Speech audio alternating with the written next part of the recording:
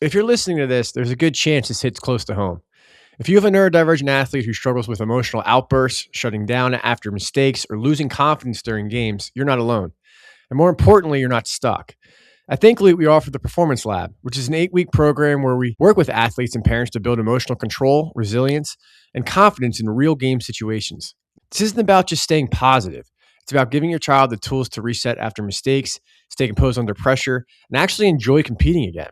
We only open a small number of spots at a time for serious families who are ready to make a real change. If that's you, head to thinkly.com and apply to work with us. We're joined by Amy Pizarca, a registered dietitian nutritionist with over 40 years of experience helping individuals and families use nutrition to improve how they feel, think, and perform.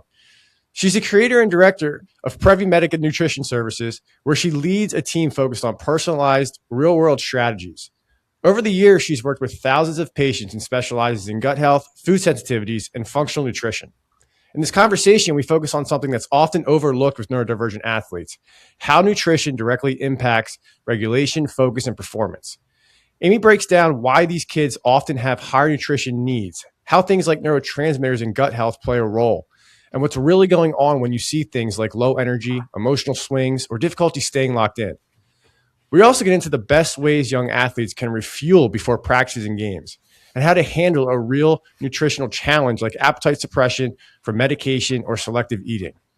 This is one of those conversations that connects a lot of dots and gives you a better understanding of what your athlete actually needs to feel and perform at their best. So let's get into it. Welcome, Aunt Amy. Thank you so much, Derek. It's so great to be here. I really appreciate you asking me to be here. And for those that heard me say aunt, this is my Aunt Amy, my dad's sister. So we're very lucky to have her on this podcast episode. We're also joined again by my wife, Aleka.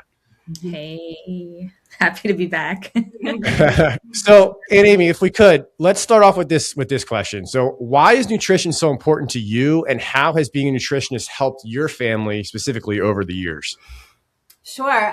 Well, I feel the nutrition is so important to me because I know that it is really the foundation to our health. I mean, everything that we consume is information for the body. It's information for our cells, right down to the most basic unit of all of the organ systems in our bodies. Every cell is utilizing what we consume to produce energy, to balance hormones, to balance neurotransmitters, to support the immune system. So what we consume, and the way I always think of it is what we consume is either having a positive effect if we're doing the right things to, promoting optimal health, or it's, not having such a positive effect if we're not necessarily nourishing the body properly, and that could lead to inflammation and disease. So it's important to me because I really, when I was trying to figure out what I wanted to do with my life back in college, and I took my first nutrition course, and I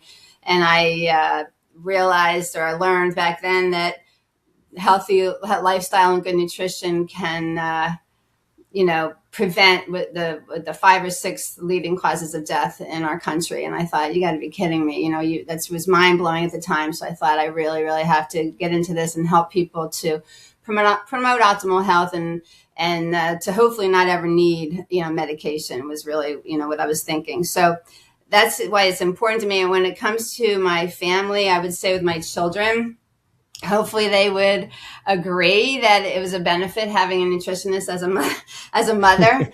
I'd say on Halloween, they didn't find it so great. But the other times, I felt it was a benefit because I knew obviously what to offer. I knew what language to use when discussing food. I knew what not to say when discussing food. I knew how to promote that positive eating and to foster those good eating habits so that not only right here and now they were consuming the right things, but, developing a good relationship with food overall, and not being afraid of food and not feeling bad about eating things and things like that. Being in functional nutrition, I have the availability or the access to testing.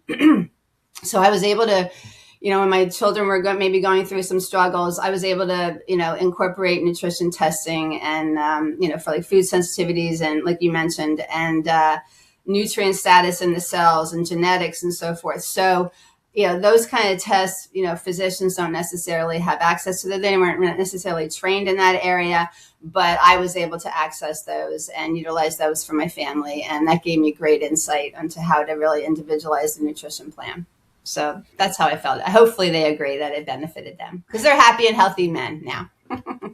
I remember when I met Derek, he, when we eventually moved in together, he was like, "Oh, these are my vitamins that my Aunt Amy tells me." Like they're very specifically crafted to my. Because I was like, "Why don't you try these vitamins?" He's like, "No, these are the ones that my Aunt Amy recommends." Hey, I did not know that. That's great. I'm so happy to hear that. I'm so happy to hear that. Yeah, that's true. Yeah, absolutely. There's some junk out there when it comes to supplements. Yeah, for sure. Yeah. So, what is the best way for parents to approach building healthy eating habits, and especially, with the kids then not turning it into so much of a battle? Yeah, that's a real issue. I know it's a really great question, and I think some of the parents who your listeners might not feel comfortable with what I'm about to say, but this is really what works. And again, as I said, the goal right here and now, yes, we want our kids to be nourishing their bodies properly. We want to get that good nutrition in here and now, but it's also really important to think about what approach that we're using so that as they're growing and they're getting out in the real world without us, what choices they're going to be making on their own. Again, we want them to have a good relationship with food. So we have to think about the long term as well. So there's this whole division of responsibility concept that the child feeding experts will teach. And I was really fortunate to learn this really early on, before my children were born. And that division of responsibility is parents have a job to do when it comes to feeding, and so do kids. And the parent's job is to provide the food, provide the time and the place to eat. And that is really it. It's the child's job to choose from what you've offered, determine if they're going to eat, consume what you've offered and how much. So we always have to kind of think about that because, and it is, when I realized this was very rewarding, when I'm sitting down to dinner, I'm like, great, I'm so glad my job is done. I provided this nutrition. It's up to them to choose from what I've offered. So to keep that in mind, and some examples of this is not forcing the kids to eat, not forcing them to take a bite, not making them sit at the table until they clean their plate. That really never, there's no point to that. Thinking, right? Like you're not getting up until it's like forming a bad, connection to the food, a bad approach or vision of like what food should be, right? Right. It's like a punishment type of thing, right? And then of course, and then it's going to end up in a napkin, probably flushed down the toilet, or stuck in a drawer. That's what we used to do. Yes. So it doesn't work. And then short order cooking is another thing that I would say not to do. Short order cooking would be, you make something for yourself and your spouse, and you've kind of figured the kids aren't going to eat it, so let me make what I think they're going to eat. That sends the message that I never expect you to try new foods.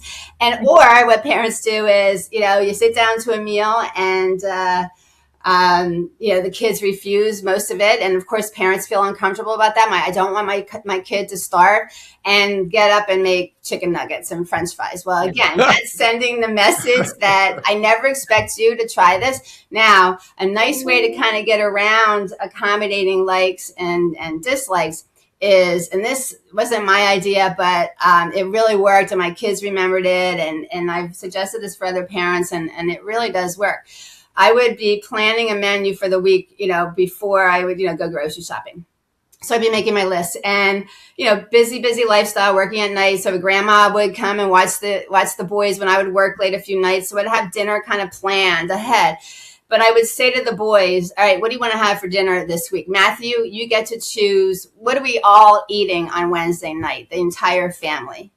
And he would often say, well, I want turkey and stuffing, right? And on the inside, I'm going, are you kidding me? Turkey and stuffing. So I'd say, well, okay, where's the protein there? And he'd say turkey. All right, where's the grains there? Stuffing. All right, where's the vegetable? And he'd say, oh, okay, green beans. Where's the fruit? Oh, apple. So in other words, and I would write that on this menu board so that on my refrigerator, everybody would know what the dinners were going to be. Then I would say to Adam, what do you want to have for the entire family Thursday night? And he would very often say, I want breakfast for dinner. So, he'd be, where's your grain? I want waffles. All right, what's the protein? Well, I want ham, so I would get a good ham. All right, what's the vegetable? With the vegetable breakfast for dinner. And he would choose like maybe raw carrots. So, you're teaching at the same time to have it well balanced, but you're accommodating their likes and dislikes, not short order cooking. The whole family has it. So that was a strategy that I think worked pretty darn well. And, a lot of parents say the same thing. So that's one way to try it. Now, once again, keeping in mind that division of responsibility, it's our job to provide the food, provide the time and the environment, that's a place to eat, but the kids really ultimately decide. It's hard to accept that, especially when you've taken this time and effort and spent the money and preparing the food, and then they're going to refuse. And I always just kind of bit my tongue. And I say, well, I'm quite sure you can find something that you like from what I've offered. And honestly, what you could also do is, if I had in my mind that, Adam would probably refuse this entire meal, I knew that he would always drink his milk. So I knew he wouldn't starve. Matthew, if he refused the entire meal, I knew he would always eat the fruit. So my point is, they wouldn't starve. And I would say, well, they're hungry enough. If they're hungry enough, they find a way to get it down. They really do. Yeah, absolutely. And then trying new foods. I always say to parents, just set an example and kind of say, hey, I haven't ever tried asparagus before. Let's try it together. And, praising for eating something we don't recommend, but praising for trying. And we were trying foods. And you know what? You can spit it out. If you want, just try it. How do you know you don't like it if you don't try it? I think Aleka is so waiting to jump in and talk about lupus. Tell me. Not even Calvin, not even our neurodivergent. Our neurodivergent son, Calvin, is a pretty good eater. He'll eat anything. Yeah, not everything, but he'll eat oysters, he'll eat broccoli. So I got him down, right? He needs some work, but it's my younger one that, oh man, he's 7, and for the last 3 years he used to eat everything, right? I feel like this happens a lot with parents where their kids grow up, they're just eating everything, mushed up food, whatever. And then he hit an age that was like 4, does not eat anything other than, and then we're talking about dinner because dinner is probably the toughest for us. Mm-hmm. Chicken nuggets, as you said, pizza in any form, pizza bagels, pizza, from the pizzeria, the square frozen pizza, peanut butter jelly. Cereal. Right? Well, that's not dinner though, but he would eat cereal. Yeah, he'll have it for dinner. We allowed him. Mm-hmm. And sometimes pasta, if it's a certain kind. That's it. Mm-hmm. And I love cooking, and I can cook anything and make it as good as it can be. And he is very, very adamant and sensitive to smells. Mm-hmm. Even if I'm near him, mommy, get away. I don't want to smell. So he's very sensitive to taste, smell, texture. He got that from me. He smells everything. I used to do that. But I tried with the most friendliest vegetable. It was corn, right? Most kids like corn. One kernel. Oh man, that was hard. He almost gagged, right? So I said, just get one, just have one, just try it. And it's such a fight. He will go to sleep not eating. Oh boy. So what about parents that have such a struggle with getting their kids to try something new? And I will say that we do have one vegetable that he eats, and it's celery with peanut butter. That's a good one. And I'll put that on his plate every chance I get. But I want to expand his protein, right? From just chicken to maybe steak, right? Maybe some fish, maybe a different kind of pasta. How do you recommend? Can I also add too that he also does take like the gummy multivitamins and those little kid there are pouches. a couple of things like he does take those in the morning as well, like a fish oil. Yeah, he'll have that too because literally from 2 years old, we would do that every day, and we're like, this is our only way to get some greens down. So the one thing too, and with the greens, the one thing that we also do is in the morning he has still like those like pouches that are like for babies. Yeah, like a green whatever vegetable pouch for 2 to 4 year olds. They'll have in the morning. So that's how we kind of get it in them. And I think I know what you're talking about, and I think I've looked at the labels on those. I think they're pretty decent, right? So I don't know that they would have any offending ingredients in there, but what I would say is, it sounds like there's actually a little bit of a sensory, issue with the smell and the taste, and that's not unusual. And I would say, you've probably heard of this strategy called food chaining. And first of all, I would really try not to, have one meal for the entire family and then make something separate for Lucas. So are we eating chicken nuggets and pizza every night, Amy? So maybe I know this, and when the things that I say too, I know parents are going to be thinking like, "Are you kidding me? It's not going to work." But it's certainly not going to pay off the first time. But as you gradually work towards that, and don't give up.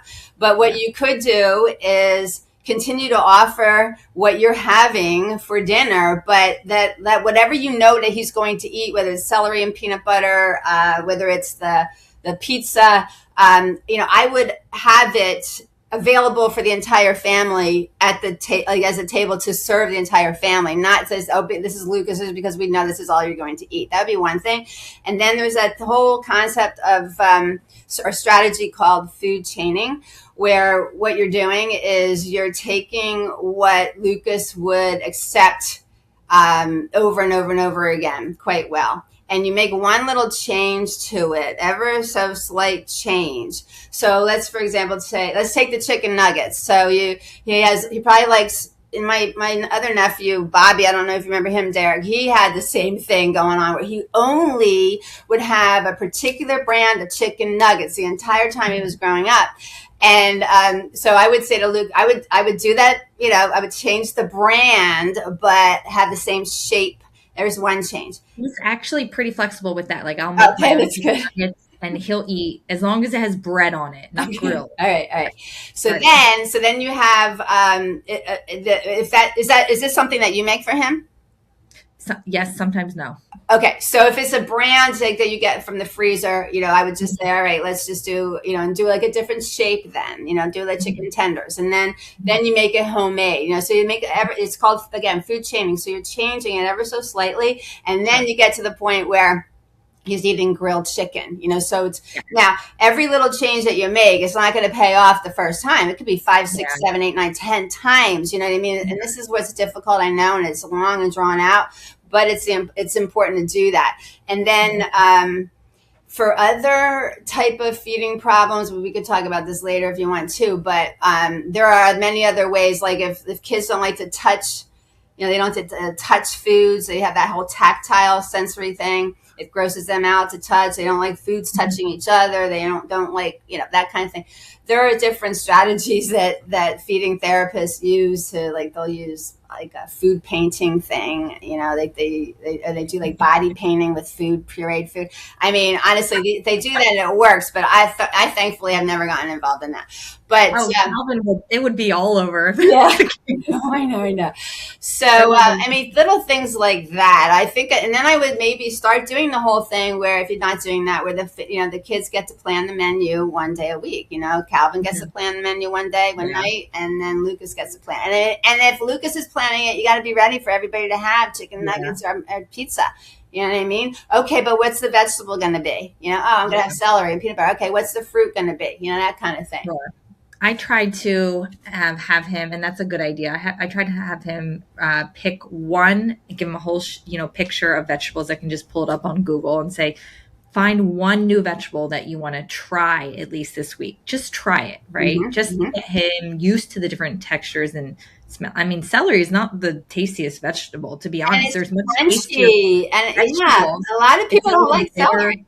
Yeah. And he does. So I'm like, dude, like you can probably get down some carrots and some maybe, some peppers, the sweet peppers, Salad. right? Yeah.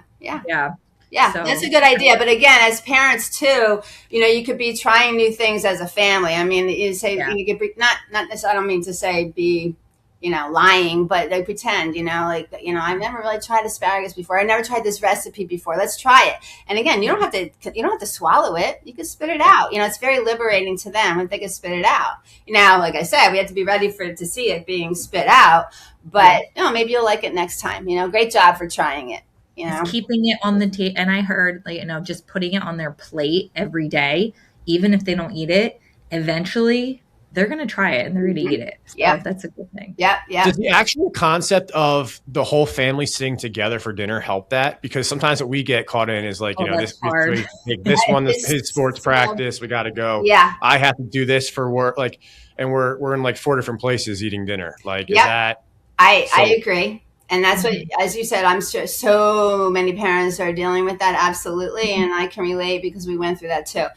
So again, I would have the schedule for the week and I would just, for example, when grandma would watch the boys when I was working late,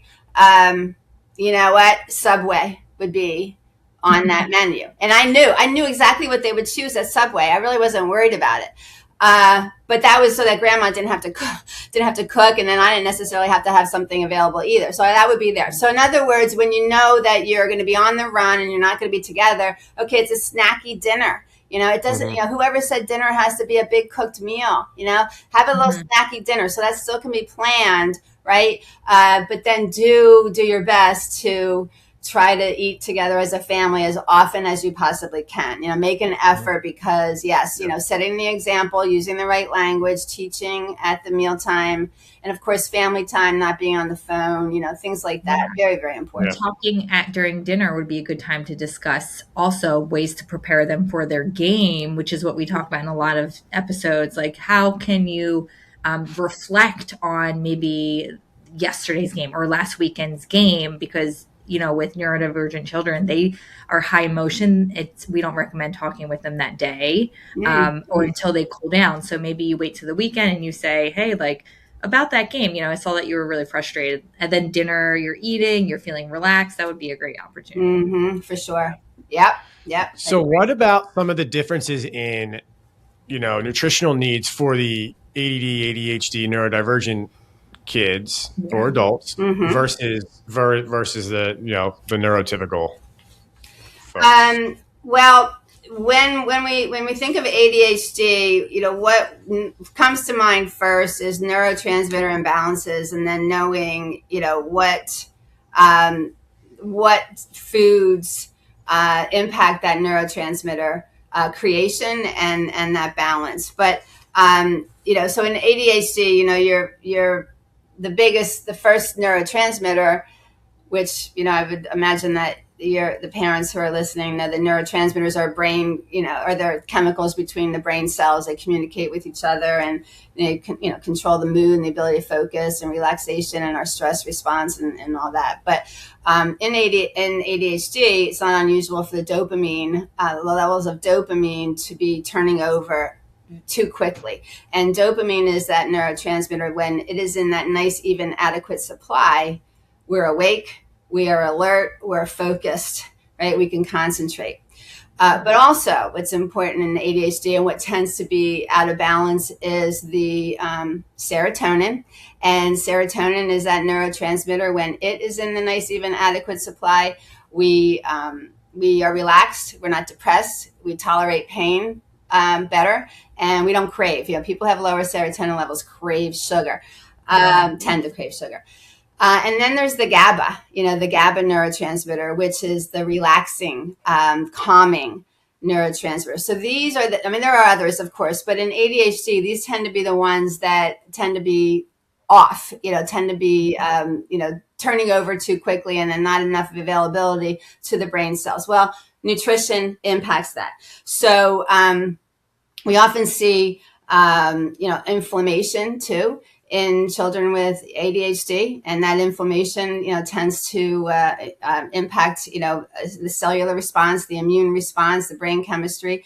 We see oxidative stress, and this is something too. Oxidative stress meaning the wear and tear on the body, the wear and tear on our cells, right? So you think of it as things like, equipment getting rusty.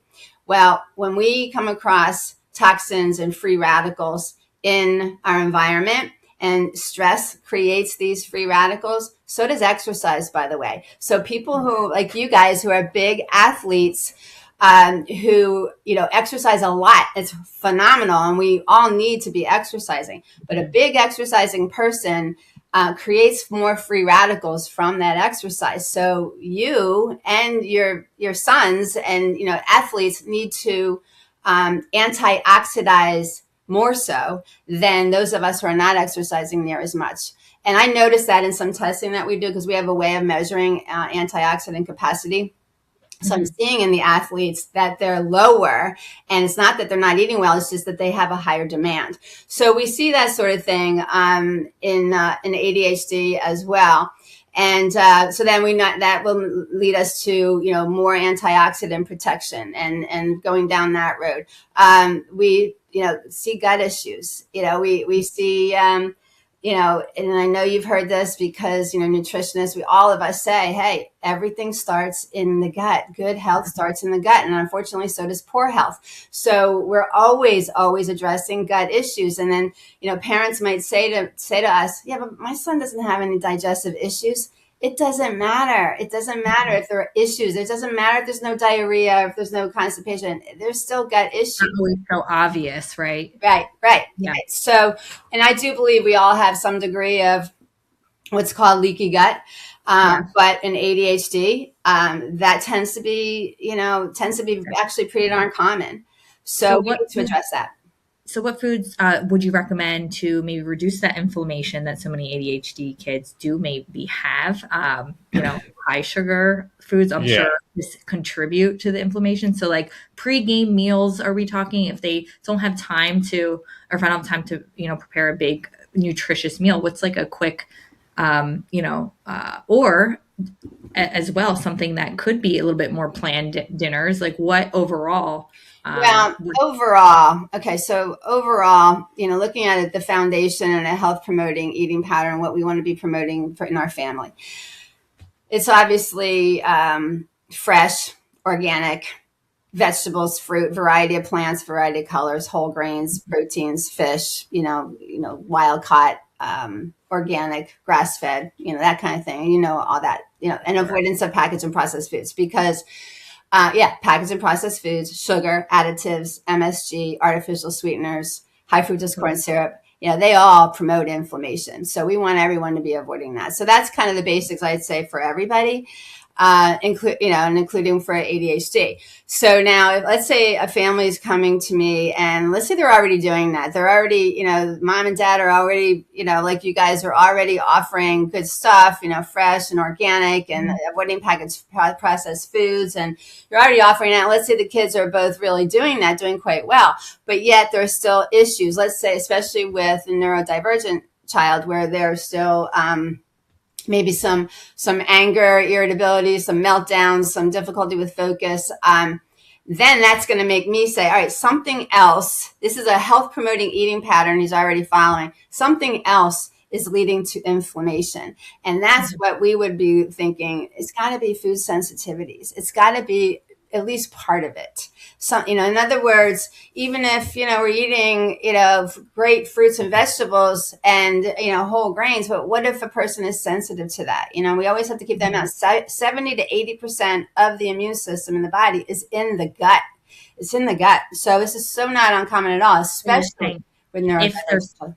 If they're sensitive to a specific food, that could cause or lead to more inflammation? Absolutely, because what happens is the cellular response, the immune cells that are responding to that particular food, and let's say gluten and dairy are very common culprits, of course. I've heard this all the time. Gluten and dairy, very, very common culprits.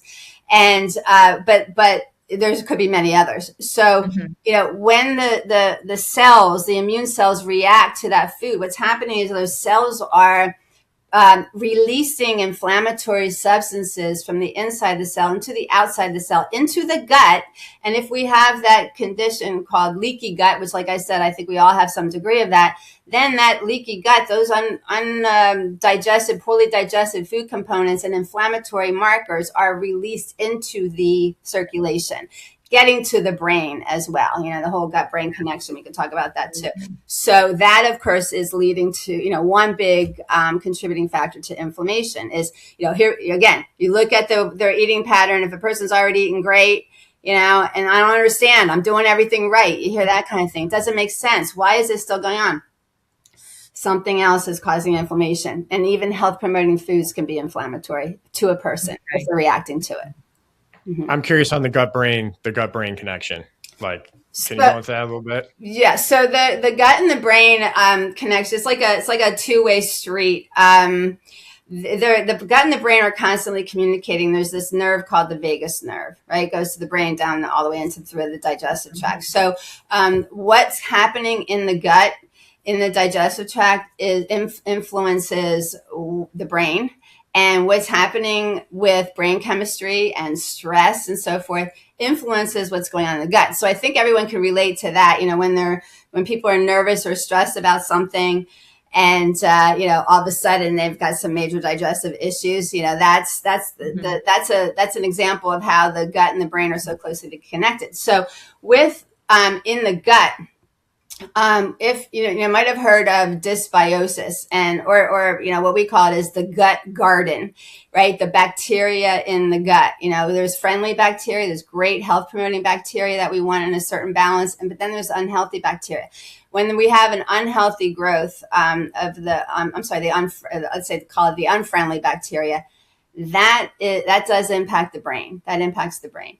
And again, and as I said, inflammation in the gut, that impacts the brain. So again, it's really, everybody nutritionists work with, they're always going to start with the gut, but especially with neurodivergent children. Now, Aleka, you asked me about, I believe you said pre-sport, pre-game, right? Mm-hmm. So that also has to do with kind of getting off the topic of the gut, but blood sugar regulation. And and I know you guys as athletes were advised to consume carb. Right? I was going to say that is pasta dinners right before the games. Like we would have pasta party dinners since high school, and this was before all the awareness around nutrition, right? And really, people were like, okay, well, carbs do convert to a lot of sugar. So, are there different types of carbs our kids, especially ADHD kids, should be consuming? To make sure to regulate the blood sugar, throughout. Yeah, I mean, and that really is true that we should be, it's the best thing to have carbohydrate. And honestly, I'm not saying even just only pre-game, pre-event, pre-practice. I'm saying all day long. And by the way, with kids too, one thing that you want a foundation is breakfast snack, lunch snack, dinner snack. They have high nutrient needs with just being kids growing and developing. You couple that with athletics. Now they have more need. Couple that with neurodivergence. Yeah, they got high nutrient demand. So no fasting for them. No time restricted feeding. They need to eat 3 meals, 3 snacks, at least be offered that. But every time that you do that, it's a good idea to always, start off with some carbohydrate, but what we would call preferred carbohydrate. And the most important thing is to couple it with protein and fat, because what you were told is they're right. The carbohydrate impacts the glucose the most. And keep in mind, the glucose in the bloodstream is going to be that fuel source for the muscles, but also for the brain. So you picture this, you eat a meal or a snack, everything that you eat converts to glucose, it converts to amino acids, it converts to fatty acids, and it's released into the bloodstream, and those levels of those nutrients goes up. Carbohydrate, yes, impacts the glucose level the most. It's going to raise it. But if that's all you have is carbohydrate, especially if it's like sugar carbohydrate, which would be unpreferred, like candy, even fruit juice, fruit is carbohydrate and it's healthy. But if you have it by itself, it's going to be a quick rise in blood sugar and a quick drop. You want to sustain it. I used to follow this guy that would record he would have his, everything attached, and he would record his blood sugar spikes after he eats certain combinations in food, and the fat and the protein and combination of fiber, always normally blood sugar spikes weren't as obvious as if it was just an orange by itself or That's just exactly right. Yeah, Calvin will eat That's Calvin exactly will right. eat oranges, apples, bananas by themselves like all the time. Like, I mean, he may have 3 apples a day. You know what I mean? Yeah, that's Matthew used to do the same thing. But what I would always be offering, and that's a good start. And I agree, carbohydrate, yeah, because that's going to get the glucose level up. So that's good, right? But now we don't want it to go up quickly because it's going to come down quickly. Even if a person doesn't exercise, it's going to come down quickly if it's a simple carbohydrate. So yes, whole grains would be better because it's going to raise the blood sugar slower. And that's going to have some fiber in it so that it'll mute that rise of the glucose a little bit. But it's the protein and the fat, because when you add protein to that carbohydrate, it mutes the rise. It's like your body's saying, I have other things to do. I'll get this glucose out there, but it's going to take a little longer. So it's hold your horses a bit, So it'll get up there, but it's going to mute the rise. But it's really the fat that holds that glucose in the target range. So always before. Again, breakfast, snack, lunch, snack, dinner. I would always be suggesting carb, protein, and fat. And then I would suggest that absolutely pre-game, pre-practice, pre-event to have that, because there you go. There's that fuel source, and it should be sustained as that exercise starts. It's not going to be dropping as quickly. So I feel like a quick protein, fat food is almond butter or peanut butter. Do you think that's just throw it on something? Yeah. Exactly. So that's exactly right. So have that on maybe a rice cake or a quinoa cake, or put it on the banana, Or the apple. or they put it on the apple. Exactly. Trail mix, raisins with some nuts and some sunflower and pumpkin seeds, things like that. That would be carb, protein, and fat. The celery with peanut butter for Lucas is like the all-encompassing fiber, fat. It is. It's really not carbohydrate, really, but it's it's really very low within the. Well, he gets enough carbs with his pizza and bagels and. Yeah. So it's probably Calvin with this fruit to add that protein and fat. The other thing too is if kids like hummus. Hummus is all 3. Hummus is carb, protein, and fat. Put some vegetables. They hate it. They hate it. I'm trying to get them on, but hummus is so it's like gotten so popular over the years, especially all the different flavors. So I may start putting that on their plate and saying, hey, just try dipping something in it. Just that good lemon hummus from Sprouts. It's actually that.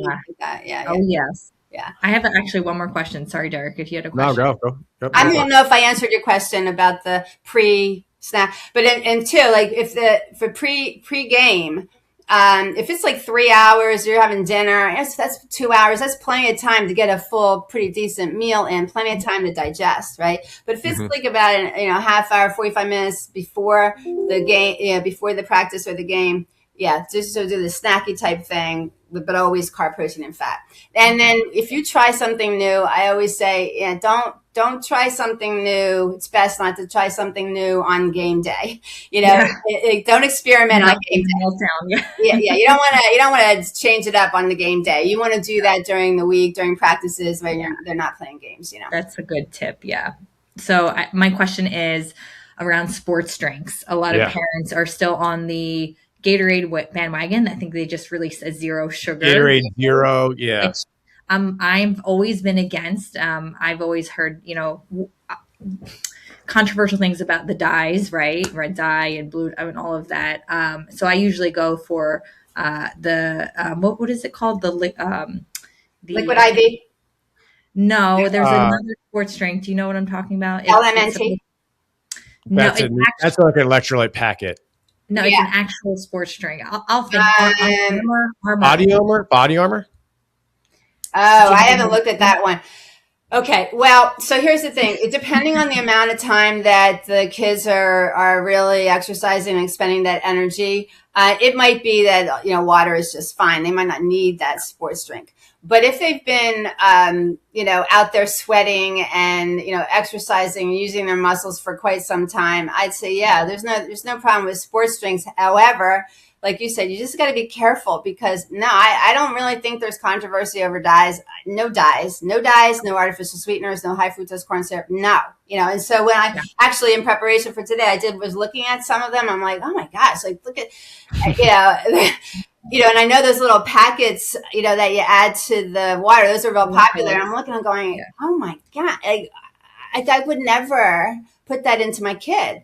But there's some that are better than others. But again, here I am. I know it might sound hokey, and the parents might be like rolling their eyes, like, oh yeah, like I'm really gonna have time for that. But I would make them. I would make a homemade one.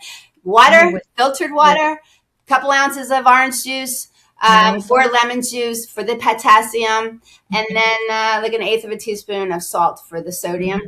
And then that would be the electrolyte drink. Or you want to make it a sports drink, add honey.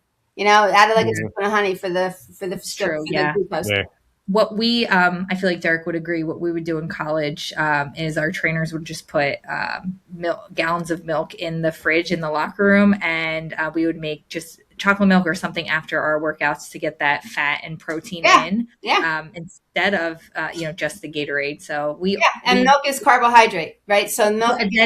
Milk would be all three. Milk would be carbohydrate, protein, and if it's full strength milk, it'd be fat as well.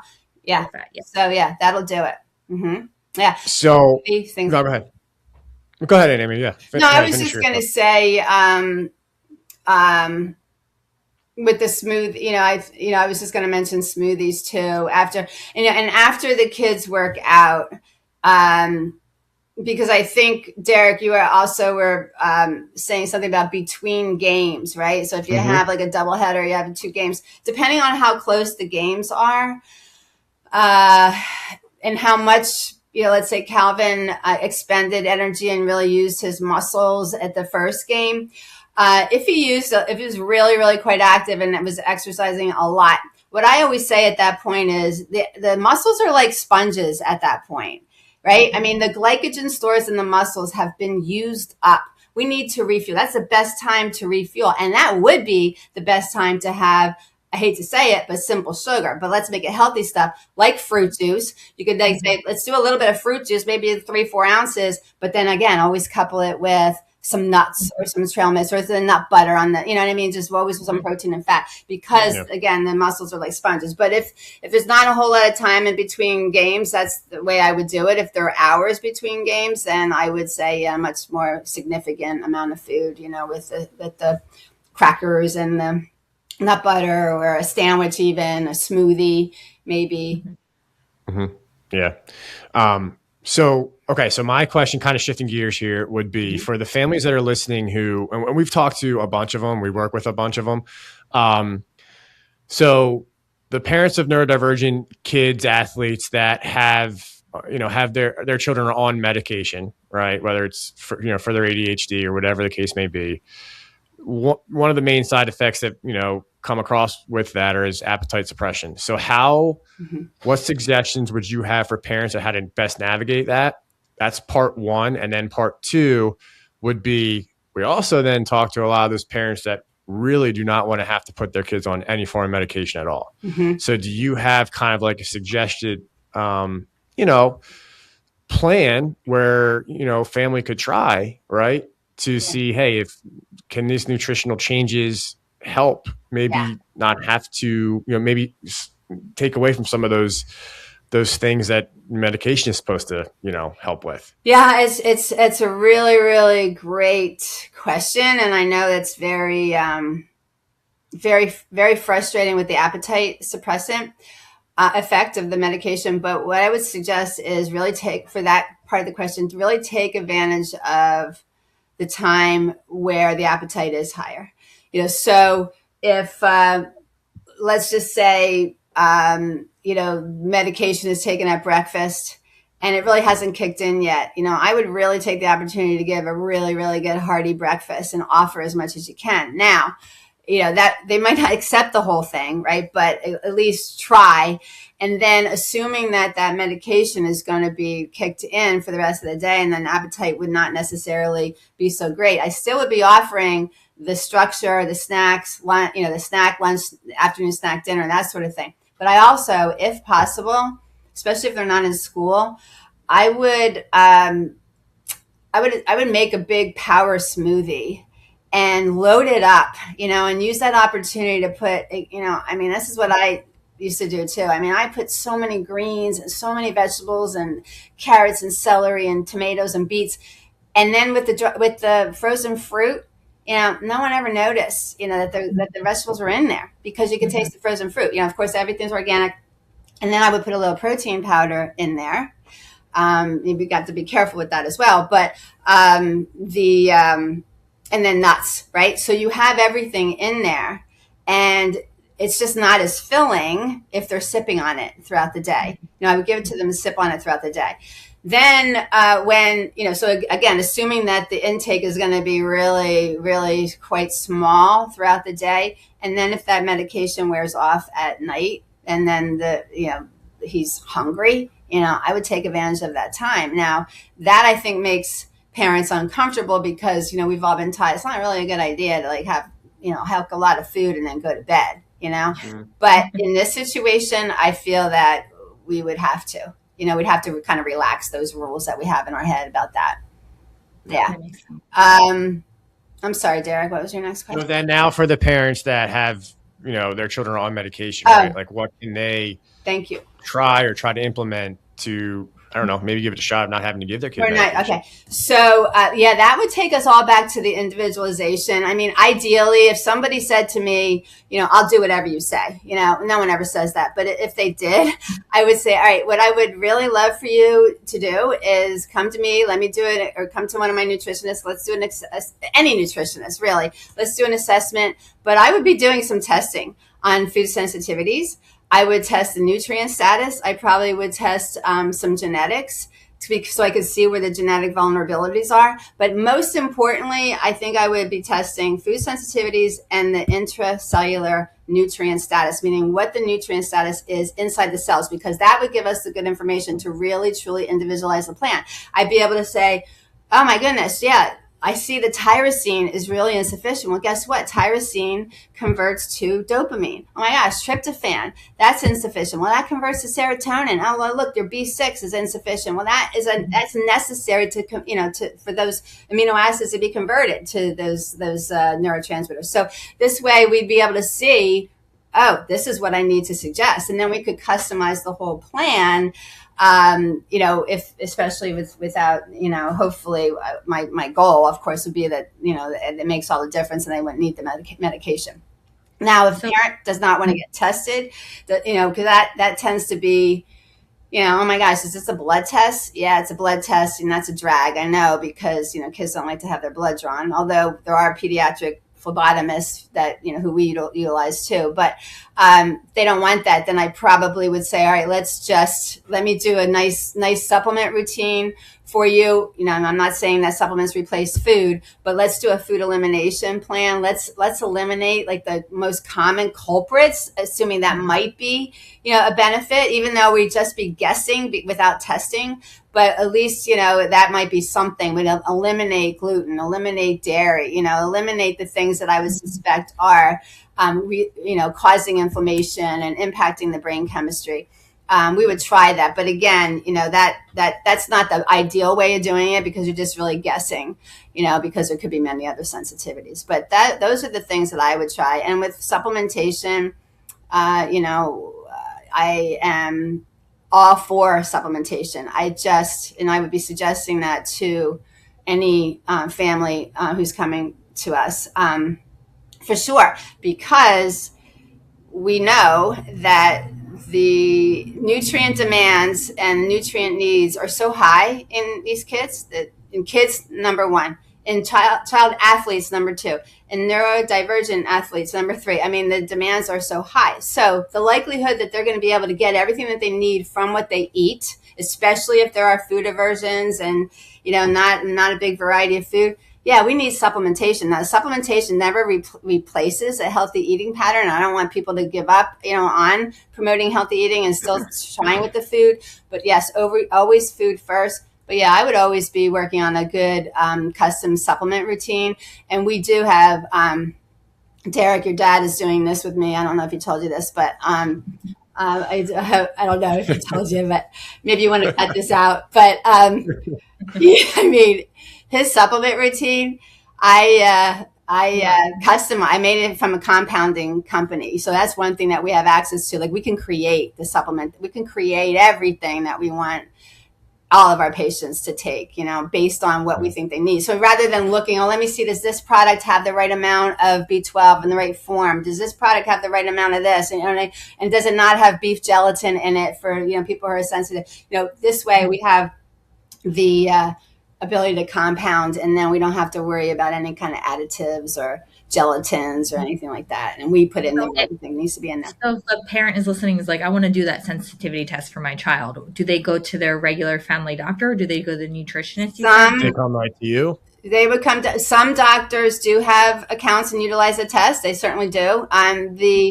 The company who I oversee, as Derek mentioned, is PrevyMedica, and it's a whole team. We're a whole team of nutritionists and seeing people to provide nutrition therapy, not only all over the United States, but we see people in other countries as well. And we incorporate this testing. We're the division of the laboratory who does a lot of this testing: food sensitivities, genetics, nutrient status, things like that. So it's just such a perfect combination to really be able to individualize the plan for each person who we work with. So that's what I would say would be ideal. No matter where you are in the United States, they can do it online. They would send the blood work in, and then you'd go and just send it in, and then get the results back, right? So number one, they could check with their physician if they utilize this testing. Number two, if not, they can order directly through us. And, that's PrevyMedica.com. And in that scenario, there's someone on my team who sets them up for a blood draw option. If they're in our area, they can just come to the lab and get the blood drawn for nothing. But if we have mobile phlebotomists who go into the homes and draw the blood there, and then yes, they will send it. The phlebotomist will send it to the lab here in Florida. And then we get the test results, and they, of course, they would too, and then we would help them implement them and know how to do that. But that would be ideal if they went through all that process. And again, if not, we still would be able to help by making some assumptions, but some safe assumptions in what some of the food culprits could be, and knowing with ADHD, again, knowing that the GABA is probably out of balance. The dopamine is probably out of balance. The serotonin, knowing what nutrients to suggest and supplementation to support those levels, things like that, we could certainly do even without testing. Mm-hmm. Cool. We would prefer not, but we would prefer the testing. But I understand if parents don't feel comfortable with that because they don't want to go through the blood draw. Do you have like Instagram and stuff? Yeah. People want to find out. Yeah. Okay. Yeah. We'll PrevyMedica. Yeah, we do. Yeah. Let me ask just one more question to kind of like close it out. Like, I guess, is there something that from this conversation, right? Is there one thing that a parent could literally try with their ADHD kid, or athlete? Is there literally something that they could try tonight, like right away? That you think that you've noticed with a lot of parents are not doing already? That's an easy change. Yeah. I have to, it really honestly could be anything, because I would have to see where they are. We have to meet, the patient where they are and start with that, because I don't know what's happening, what's being consumed. But assuming that, and there's controversy over this, but I've seen it. I've been in this field for 42 years, so I've seen gluten be a problem for, I think, for almost everybody. Yeah. So, and I feel confident in that. I don't think anybody should be consuming gluten. And, when you go, I know when you guys go to Greece, you go to Europe, it's a heck of a lot different. The way the wheat is processed in Europe, it's different. So we could probably handle it there. But here, no. And I would say if gluten is still being consumed, I would start removing that. Now, again, that's not necessarily going to help overnight, and it's not necessarily going to do the whole trick, because there are probably many other sensitivities. Mm-hmm. Yeah, but that would be the one. These days, I'm a gluten-free, dairy-free, just because my stomach eventually was like, forget it, you can't do it anymore. So Derek obviously eats like that, but the kids, it would be easy change for us, and the amount of gluten-free options nowadays is incredible. So it's such an easy swap. You just have to find like your go-to bread, your go-to crackers, like the things that are, hard to kind of Yeah, for sure. And then, of course, if parents do take it a step further by getting tested, and let's say gluten comes out to be reactive, we'll also be able to see all the other gluten-free grains that may have come out to be reactive. So, rice is all over the place in gluten-free stuff, and amaranth and quinoa. And so if it could potentially react to that. So again, I hate to sound like a broken record, but ideally testing without guessing. But again, we work with people who don't want to necessarily do the test for a variety of reasons. And we'd say, okay, let's chisel away at the eating pattern and see what really makes a difference. Yeah.